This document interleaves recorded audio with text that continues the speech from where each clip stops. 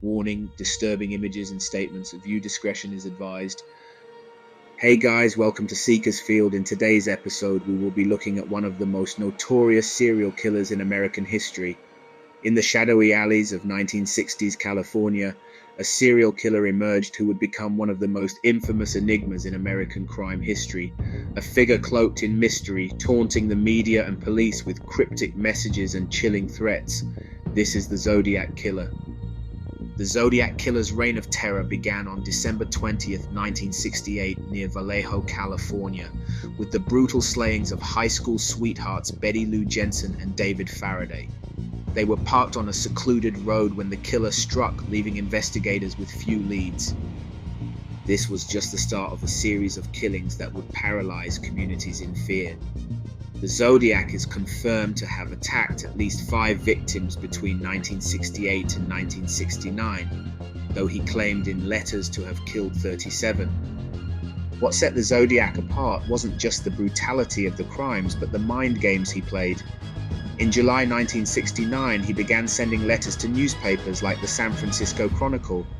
These weren't ordinary letters, they contained cryptic ciphers, taunts, and demands for publicity. The 408 cipher, also called the three-part cipher, was sent in 3 different letters to 3 different newspapers on July 31st, 1969 by the Zodiac Killer. The Zodiac did not reveal his name in this cipher. Part 1 was sent to the Vallejo Times-Herald, Part 2 was sent to the SF Examiner, and Part 3 was sent to the SF Chronicle. The 408 cipher was cracked by a school teacher and his wife, revealing a chilling message.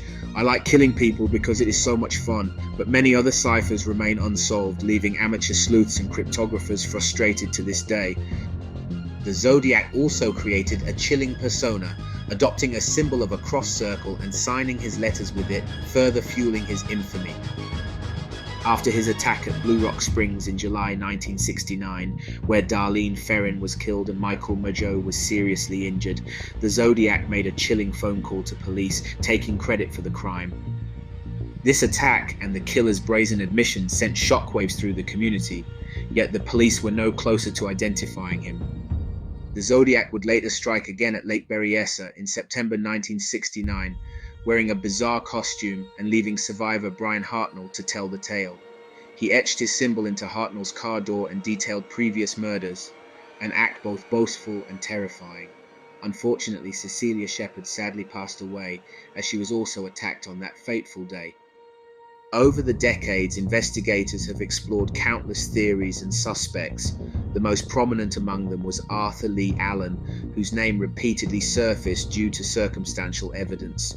He owned a watch bearing the Zodiac symbol and had a troubling history that aligned with the killer's profile.